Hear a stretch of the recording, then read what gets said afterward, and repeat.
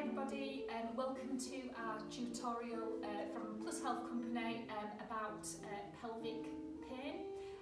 This is an area where we see lots of people come into clinic with different issues of pain around the pelvis or the lower back, and we often feel that there's quite a lot of misconception about what might be causing this pain through what they've been told and what they understand. So we're going to try to just work through some of these misconceptions about pelvic pain and what we can do about it. So if we just have a look at the pelvis, firstly using our baby Ralph here. If we look at the pelvis, or look at the bones of the pelvis, it's made up of three bones. So we have our ilium here. And then if we look at the back, we've got our sacrum. So the sacrum is also attached to the spine, so we often find that these problems can be closely related, and you may have a problem or an issue with the pelvis, but also with the back. They're very closely related. Okay. One of the main things we hear people coming into clinic saying is that they've been told by someone that they're out of line. They are often told that they have an upslip of their pelvis or that their pelvis is rotated. If the pelvis is rotated, what we often find is that it can influence your leg length or how the leg length appears. Now, with the actual bones and the joints in the pelvis, if you look at the little joint here, this is called your sacroiliac joint. And if it is an issue just with the joints, this seems to be an area that can be affected, as well as the lower part of the back. Although this can be an issue for people, one of the things that we more commonly see is problems that influence the soft tissue. So by the soft tissue we mean the muscles, the tendons which attach the muscle to the bone, the ligaments which hold the bones together, and what we talk a lot about in Plus Health is, you might not have heard this before, but about the fascial system, which we'll go into more detail later. But we find we're really good at influencing the muscle and the fascia system. I'll pass you on to Jen now, just to discuss a little bit further about this system, and baby Ralph can as well. He gets around a bit, doesn't he? So obviously, thank you, Kate. In terms of the soft tissues, there are a few muscles that tend to be a little bit more involved in influencing the pelvis and its position. So there is a muscle called quadratus lumborum, and it sits along either side of the lower back zone and attaches through to the pelvic bones. And its job is to bend us to the side, but also to elevate the pelvis as well. So sometimes when people have acute back problems or acute pelvic problems, this muscle has clamped up and gone into a degree of spasm, and that can be something that almost hikes up the pelvis and makes it look a little bit uneven when compared to the other side. Now, the other main area that will also influence lower back, pelvic and sacral problems are the buttock muscles, of which we have several through each buttock. Most of them run sort of more horizontally in terms of the way they're orientated, as they attach from the sacrum through towards that knobbly bone that you can feel at the side of your hips.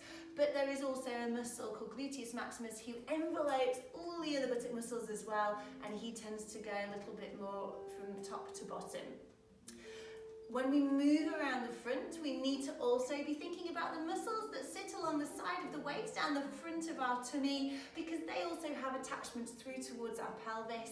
So if there's something amiss about them in terms of being tight or a little bit less flexible, then you can influence the pelvis negatively. And then moving just finally from the front of the pelvis down to the front of the hip, those muscles that we refer to as our hip flexors, but also the quadriceps, can influence the pelvic position as well.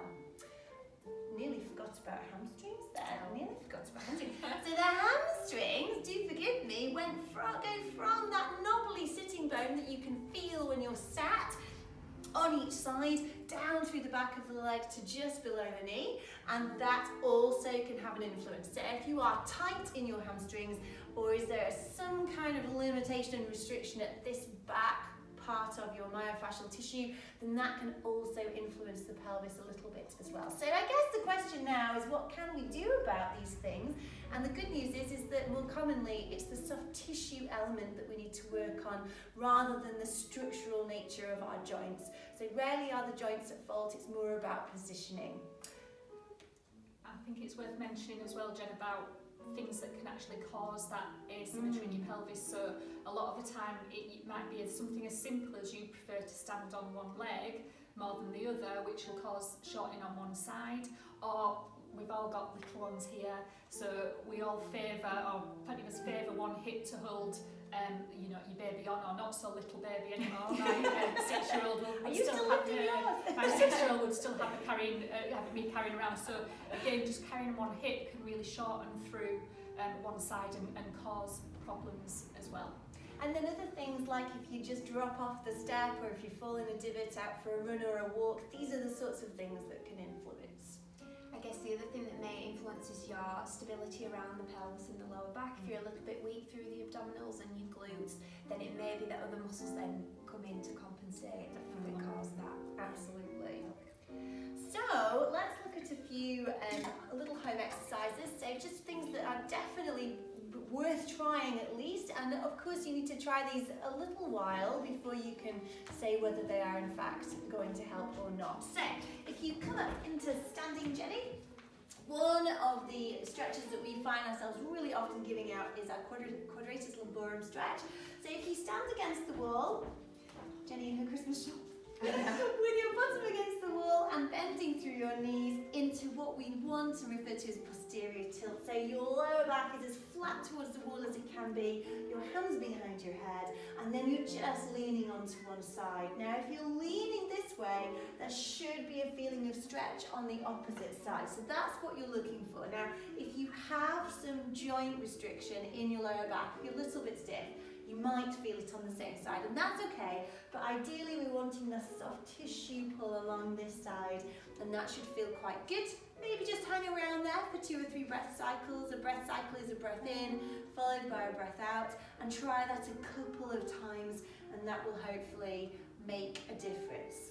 Now if you find yourself stood up, then the standing gluteal stretch can be a really nice one as well, because of course those buttock muscles play a part. So with this one, we want to be crossing one ankle above our knee and then effectively sitting down. Just remember there is no chair behind you, so Check that you've got some balance. and with good balance required. So you might want to turn sideways onto a wall or a bar or the worktop, but really stick your bottom out, really extend your spine, and there should be a feeling of pull and stretch around the buttock as well. So the next, what should we do next? Well, another muscle again that we mention all the time is your hip flexor muscle, because as we said, that attaches to your pelvis and then down through to your thighs. So if that's shortened, it can cause a bit of rotation through the pelvis. So standing hip flexor stretch. Again, you might want to stand by a wall because it does challenge your balance a little bit as well. Okay, so in that stride stand position, we want to soften the back knee and then tuck the pelvis under, or the headlamps on your pelvis need to be shining upwards towards your head, and you should feel a nice stretch through the front of your hip in this area here. Depending on how tight you are, you might feel it all the way down towards your knee as well. So when we think about the tissues that come a little bit higher around the pelvis, doing some rib and pelvic isolations is really useful. Now the best way to start is in front of a full-length mirror. So Jenny is very well practiced and will find this rather easy to show you, but for some it can be really challenging, and in fact if you do find this challenging and there is a variation in one side to the other, or you just find it really tricky, then you should absolutely practice it until you can do it easily. So you can start with either the pelvis or the rib movement, but if you put your hands on your pelvis, it's this idea of trying to hold it still like you're in a clamp, and then whilst keeping your shoulders level, move the ribs from side to side. It might remind you of an old-fashioned typewriter, but you should feel a gliding motion, and it should be equal side to side, unless you have a really obvious scoliosis. When you've had a little go at that, maybe 5 or 6 repetitions to each side, move your hands up to your rib cage, so not onto your waist. You want to feel those ribs, and then visualise that you're holding that area really still as you push your hips out from side to side. And again, you might find one of those two areas easier to move than the other, but when you're looking in the mirror, you'll be able to absolutely see if you're symmetrical through each side. So the hitch and sink is another nice one. Kate likes to do this when she's warming up for the dance floor. So this is where we stand on one leg, possibly with a little bit of toe touch support so we don't fall over. But you want to feel like you hitch and sink through the pelvis. So this feeling of shortening and lengthening through each side. Now if you do enough of these, you'll also start to feel your buttock muscles working. So are you feeling those now, Jenny? Yeah. And that can be a really useful way of just getting to know your pelvic area a little bit more, but also really tune it in so you can then do some really lovely balance work. I think this is just one of the areas where we said about if you carry your child on one side, this can be really good, because you'll often find the hip that you carry your child on is really shortened, so it's really nice to lengthen out through that side. So should we get down to the mats then? So there are a couple of ways that you can repeat some of the same kind of stretches, but down on the mat. So if we look at the high kneeling hip flexor stretch, so we'll do that. So with one leg up ahead, it doesn't so much matter the distance from the foot and the back knee, but what you do want to do is to really tuck under the pelvis. So posteriorly tilt the pelvis and feel this sense of lengthening upwards through the torso. And sometimes leaning back can be effective, but also taking the weight through the front knee. You can add in an arm reach, so if you reach up the same arm as the back leg and then lean over, then that can give you a bigger stretch up through the front of the hip and maybe up towards the tummy and down towards the thigh. Now in terms of our lying buttock stretch, that might be easier, especially if you've got some issues with balance. So if you pop onto your back, Jenny, we've got lots of muscles around our buttocks, so don't feel afraid to just vary the position a little bit. There are a couple of ways you might like to do it. So if you cross one ankle to your knee and then bring both knees in towards you, you can either hold behind the uncrossed leg or put the hands on the top of the knees and just draw in. And what's really nice is if you use your breath control, then when you breathe out, you might find you can go that little bit further. And doing that a couple of times can just really help to tease a little bit more flexibility from the muscles around the hip. Now sometimes lifting this leg is a little too much, so if you place one hand on your knee, the other hand on your ankle, you can use that one leg to stretch, and you can see Jenny's gone a little further there, so are you feeling a bigger stretch, Jenny? I am.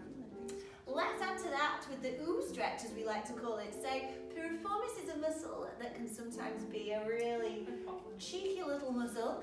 So move the knee across to the opposite shoulder and then bring the foot down towards the floor and wind it up. And I think we're getting the stretch, but we haven't heard the ooh yet. So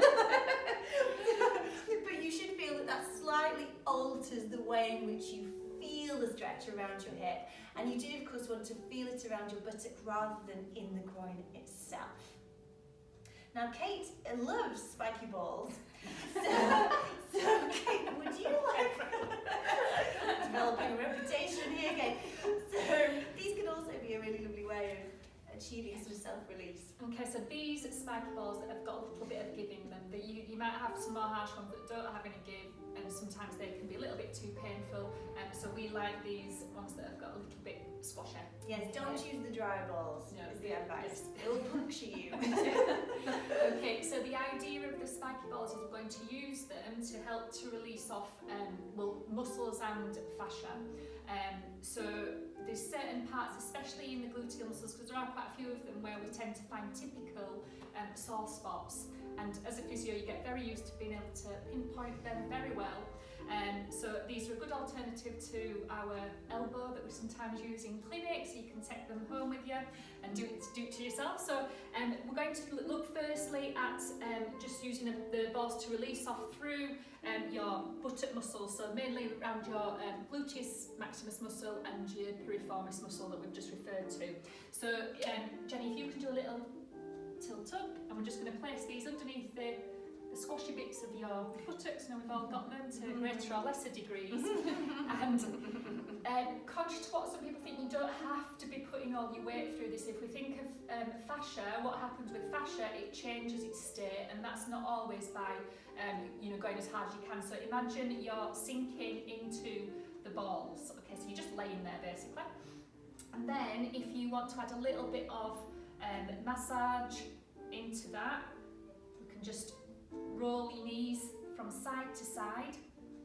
So you're just adding a little bit more pressure, and don't be afraid of moving the balls around. So you might find different areas within this, and look, if you think about the pelvis as well, you want to get through all those different parts. And we're often asked, well, how long do you do it for?